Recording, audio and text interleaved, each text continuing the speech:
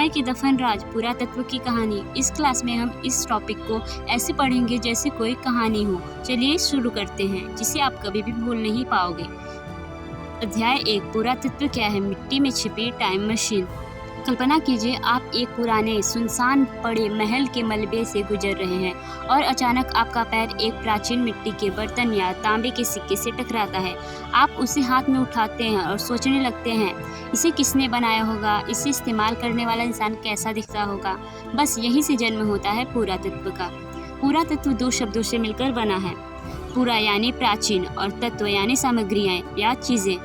अगर इसे सरल शब्दों में कहें तो पुराने अतीत का वह जासूस है जो प्राचीन मानव द्वारा छोड़ी गई भौतिक चीज़ों जैसे टूटे हुए बर्तन, औजार, सिक्के, मकान और यहाँ तक कि दफन कंकाल को जमीन खोदकर निकालता है और उनके आधार पर बीते कल की कहानी लिखता है।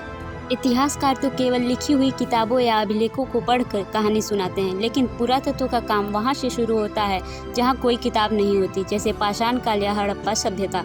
वह मौन पत्थरों का दफन दीवारों को जबान देता है। अध्याय 2, पुरातत्व के जासूसी दोस्त, अन्य विज्ञानों से संबंध। अब कहानी में आता है एक बड़ा मोड़। पुरातत्व का काम अकेले मुमकिन नहीं है। जमीन के नीचे छिपे राज इतने गहरे हैं कि हमारे इस जासूस को अलग अलग क्षेत्रों के वैज्ञानिकों की मदद लेनी पड़ती है। जब ये सब आपस में मिलते हैं तो अतीत की धुंधली तस्वीर बिल्कुल साफ हो जाती है।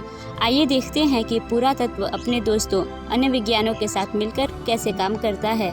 भूविज्ञान धरती की परतों का दोस्त। जब पुरातत्ववेत्ता किसी जगह की खुदाई शुरू करते हैं तो सबसे पहले उनका सामना मिट्टी की अलग अलग परतों से होता है। यहाँ उसका सबसे अच्छा दोस्त बनता है भूविज्ञान।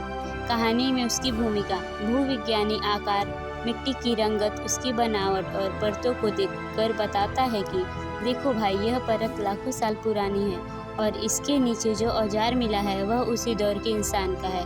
भूविज्ञान के बिना पुरातत्व का जासूस कभी समझ ही नहीं पाता कि कौन सी चीज़ कितनी गहराई में और किस समय दफन हुई थी।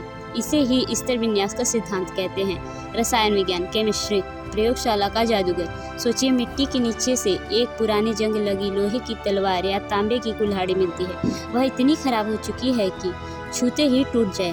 तब एंट्री होती है रसायन विज्ञान की। रसायन विज्ञान की कहानी में भूमिका है। रसायन शास्त्री अपनी जादुई दवाओं और रसायनों से उस तलवार को साफ करता है, उसकी जंग हटाता है और उसे हमेशा के लिए सुरक्षित कर देता है।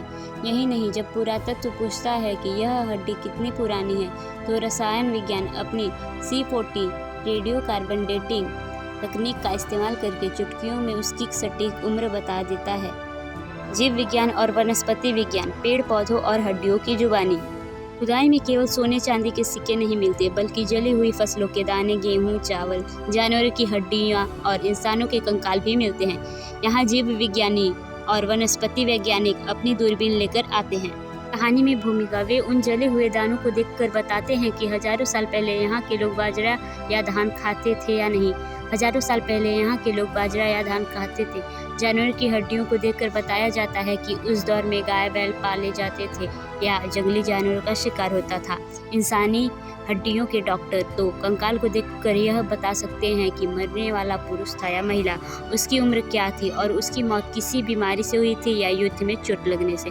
भौतिक विज्ञान, जमीन के आर पार देखने वाली आँख। आज के दौर में हमारा पुरातत्व का जासूस बहुत आधुनिक हो गया है और इसमें उसकी मदद भौतिक विज्ञान कर रहा है। मानव विज्ञान, समाज का आईना। चीज़ें जो मिल गई, उम्र भी पता चल गई, लेकिन वे लोग सोचते कैसे थे, उनका रहन सहन और समाज कैसा था, यह जानने के लिए पुरातत्व मानव विज्ञान का हाथ थामता है। कहानी में भूमिका। मानव विज्ञानी प्राचीन काल के बर्तनों, खिलौनों और कलाकृतियों की तुलना में आज के आदिवासी समाजों से करते थे। उदाहरण के लिए, अगर खुदाई में मिट्टी की बनी मात्र देवी की मूर्तियां ज़्यादा मिलती हैं तो वे निष्कर्ष निकालते हैं कि प्राचीन समय में महिलाओं और माताओं का बहुत सम्मान रहा होगा। अध्याय 3, कहानी का उपसंहार। तो इस कहानी का सार यह है कि पुरातत्व कोई अकेला या उबाऊ विषय नहीं है। यह एक ऐसा मंच है जहाँ विज्ञान की तमाम शाखाएं, रसायन हो, भौतिक हो, जीव विज्ञान हो या भूविज्ञान, सब एक साथ हाथ आकर मिलाते हैं। यदि पुरातत्व इस जासूसी टीम का कप्तान है तो बाकी विज्ञान इसके सबसे भरोसेमंद खिलाड़ी।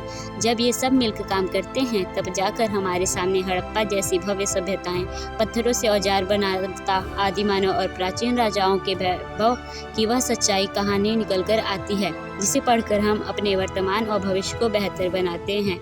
अगर आपको यह कहानी अच्छी लगी हो तो सिंपली जी के कॉर्नर को सब्सक्राइब करना ना भूलें। Thanks for watching. मिलते हैं अगले वीडियो में।